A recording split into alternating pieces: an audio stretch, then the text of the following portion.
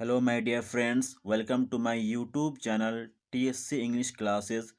Today we are gonna solve exercise 6 of Oxford Current English Translation. So let's get started. तो आज हम लोग Oxford current English translation का exercise number 6 solve करने जा रहे हैं। तो एक्सरसाइज 6 का जो पहला सेंटेंस है वो है बच्चे क्यों भूखे हैं। बच्चे क्यों भूखे हैं, इसकी अंग्रेजी हो जाएगी why are the children hungry. Why are the children hungry. यहाँ चिल्ड्रन से पहले आपको डेफिनेट आर्टिकल द का प्रयोग हर हाल में करना पड़ेगा, चूँकि यहाँ कुछ खास बच्चों के बारे में बात हो रही है। चिल्ड्रन है countable, plural countable noun. Children क्या है? प्लूरल काउंटेबल नाउन है। और आर्टिकल की थ्योरी ये कहती है कि प्लूरल काउंटेबल नाउन के बारे में जब आप स्पेसिफिक रेफरेंस में बात करते हैं, ख़ास तौर से बात करते हैं, या फिर आप यूं कह लीजिए कि प्लूरल काउंटेबल नाउन के बारे में अगर आप ख़ास तौर से बात करना चाहते हैं तो फिर उसका एक ही रास्ता है, और वो रास्ता है कि आप प्लूरल काउंटेबल नाउन से पहले डेफिनेट आर्टिकल द का प्रयोग आप ज़रूर करें। बल्कि आप यूं कह सकते हैं कि जब भी आप किसी चीज़ के बारे में ख़ास तौर से बात करते हैं, स्पेसिफिक रेफरेंस में बात करते हैं, इससे पहले हम कई वीडियोस में डिटेल से डिस्कस कर चुके हैं कि जब भी आप स्पेसिफिक रेफरेंस में किसी चीज़ के बारे में बात करते हैं, चाहे वो आदमी हो, चाहे वो जानवर हो, चाहे कोई चीज़ हो, आप ख़ास तौर से बात करना चाहते हैं, तो फिर जिसके बारे में आप बात कर रहे हैं वो चाहे सिंगुलर हो, चाहे प्लूरल हो, चाहे काउंटेबल हो, चाहे अनकाउंटेबल हो, किसी भी हाल में, हर हाल में आपको उससे पहले दा का प्रयोग करना पड़ेगा। तो यहाँ बच्चे मतलब कुछ खास बच्चे, पूरी मतलब के नॉर्मलाइजेशन है ना, सॉरी जनरलाइजेशन की बात नहीं हो रही है। बच्चों की पूरी जाति, बच्चों की पूरी श्रेणी, बच्चों की पूरी क्लास की बात नहीं हो रही है, सारे बच्चों के बारे में बात नहीं हो रही है, कुछ खास बच्चों के बारे में बात हो रही है ना। तो फिर आर्टिकल की थ्योरी के हिसाब से आप यहाँ चिल्ड्रन से पहले दा का प्रयोग ज़रूर करेंगे। फिर मन का एक सवाल कि अगर दा का प्रयोग नहीं करेंगे तो फिर प्रॉब्लम क्या आएगी, है ना? तो प्रॉब्लम ये आएगी कि चिल्ड्रन है प्लूरल काउंटेबल नाउन, है ना? और प्लूरल काउंटेबल नाउन से पहले अगर आप दा का प्रयोग नहीं करते हैं, इसका मतलब ये है कि वहाँ जनरलाइजेशन की थ्योरी अप्लाई हो रही है। पूरी जाति, पूरी श्रेणी की बात हो रही है, पूरी क्लास की बात हो रही है, और यह सेंटेंस से बिल्कुल क्लियर समझ में आ रहा है कि सारे बच्चों की बात नहीं हो रही है, बच्चों की पूरी जाति की बात नहीं हो रही है, बल्कि कुछ खास बच्चों के बारे में बात हो रही है। जब कुछ खास बच्चों के बारे में बात हो रही है तो फिर आर्टिकल की थ्योरी कि आप दा का प्रयोग करिए, तो यहाँ दा का प्रयोग हर हाल में होगा। अगला सेंटेंस है आप मूर्ख और घमंडी हैं। आप मूर्ख और घमंडी हैं। You are foolish and proud. You are foolish and proud. Next sentence है क्या वह तैयार नहीं है। Is he not ready. Is he not ready. Short form का प्रयोग करेंगे तो फिर isn't he ready. Isn't he ready. अगला सेंटेंस है वे लोग क्यों उदास हैं।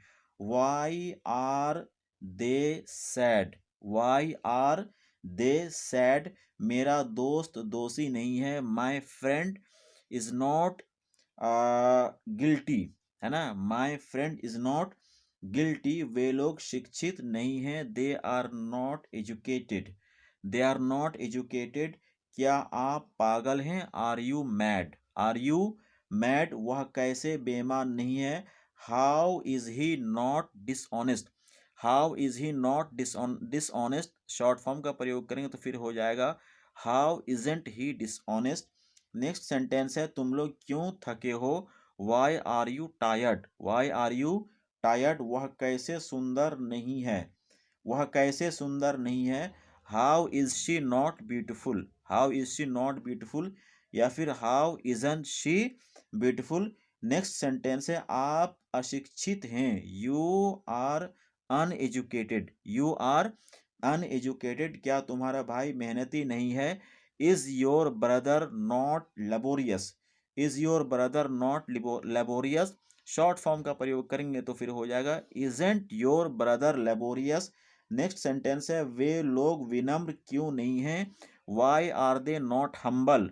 Why are they not humble. आप क्यों उदास हैं। Why are you sad.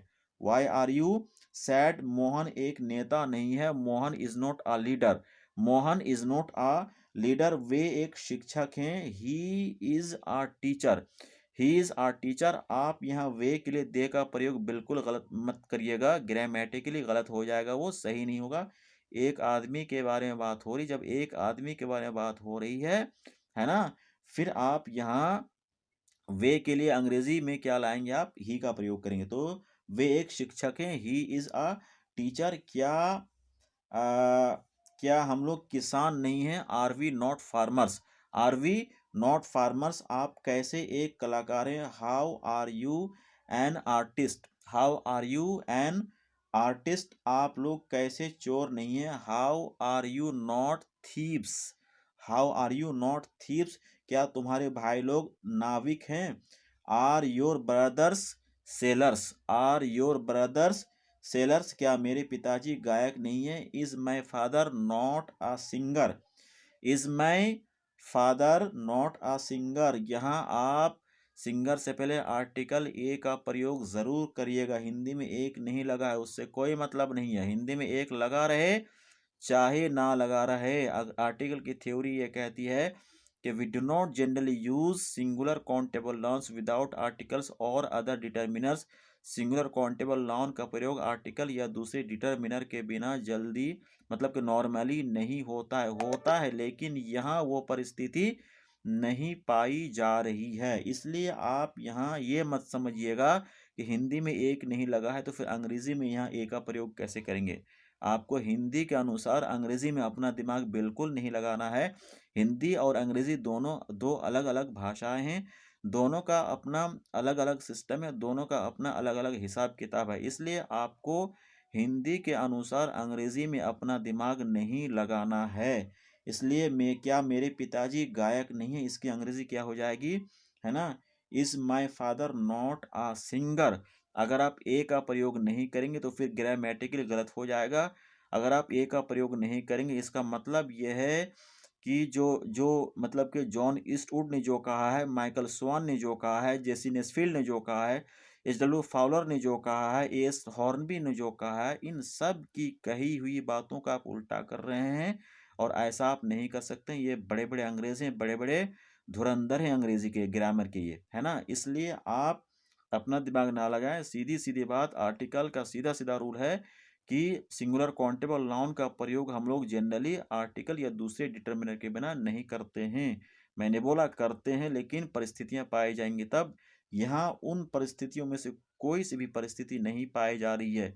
मैं आपको एक उदाहरण दे रहा हूँ, जैसे मैंने बोला man is मॉर्टल, man is मॉर्टल, man singular countable noun है तब भी वो जीरो आर्टिकल यानी किस मतलब के बिना किसी आर्टिकल के आ रहा है, वो सिस्टम है, वहाँ वो परिस्थिति पाई जा रही है। लेकिन यहाँ सिंगर के साथ कोई भी ऐसी परिस्थिति नहीं है। अगला सेंटेंस है, क्या हम लोग खिलाड़ी हैं, are we players, are we players. आप लोग अच्छे विद्यार्थी हैं, you are good students, you are good students. मेरे पड़ोसी लोग हाकिम हैं, my neighbours are officers, my neighbours are officers. तो आई होप एक्सरसाइज 6 में आर्टिकल्स के बारे में जितनी चीज़ें मैंने आपको बताई, आर्टिकल्स की जितनी थ्योरीज मैंने आपको बताई, आर्टिकल्स के जितने कॉन्सेप्ट्स मैंने आपको बताए, वो सारी चीज़ें आपको समझ में आई हैं। अगर वीडियो अच्छा लगा है तो प्लीज़ लाइक और शेयर ज़रूर करिएगा। Thank you very much, good bye.